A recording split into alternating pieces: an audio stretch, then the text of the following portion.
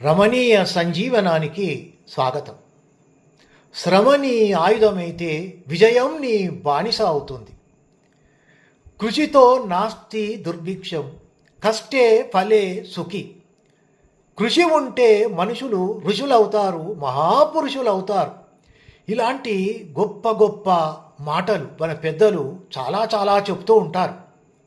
అందుకే అన్నారు, పెద్దల మాట చద్దన్నము మూట అని. అంటే వారి మాటలు అమూల్యమైనటువంటివి, వారి మాటలు మన కడుపు నింపేటువంటివి, వారి మాటలు మన జీవితానికి ఉపయోగపడేటువంటివి అని అర్థం. కానీ ఈనాటి యువతీ యువకులు కొందరు ఇలాంటి మాటలను పెడచెవిన పెట్టి పట్టించుకోకుండా వారు జీవితంలో అనుకున్నది ఏది సాధించకుండా అమూల్యమైనటువంటి వారి జీవితంలో నిరాశ నిస్పృహలకు లోనవుతూ వారి వారి వారి జీవితాలను దుర్భరంగా మార్చుకుంటున్నారు.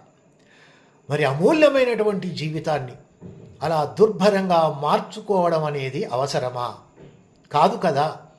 అందుకే ఒక పెద్దన్నగా మీకు నేను ఈరోజు చెప్తున్నా, మీరు జీవితంలో ఏదైనా సాధించాలి, అనుకున్న లక్ష్యాన్ని చేరాలి అంటే ముందుగా మీరు మీ స్థాయిని బట్టి ఒక లక్ష్యాన్ని, స్థాయిని బట్టి మాత్రమే మీ స్థాయిని బట్టి మాత్రమే మీ లక్ష్యాన్ని నిర్దేశించుకోండి, నిర్ణయించుకోండి.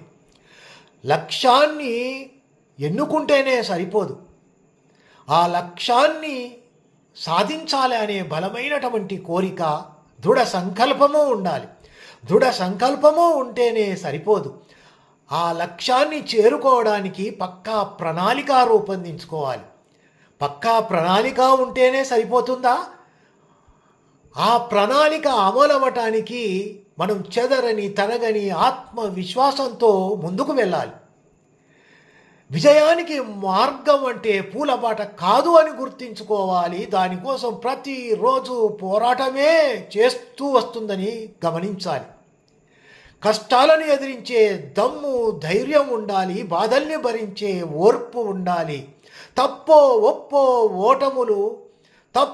ఒప్పో ప్రయత్నాలు చేస్తూనే ఉండాలి. గెలిస్తే ముందుకు నడిపిస్తుంది, ఓటమి పాలైతే పాఠాలను నేర్పుతుంది, తర్వాత ఏమి చేయాలో నేర్పిస్తుంది. అందుకే పట్టుదల వీడకండి, మళ్ళీ ప్రయత్నాలు చేయండి.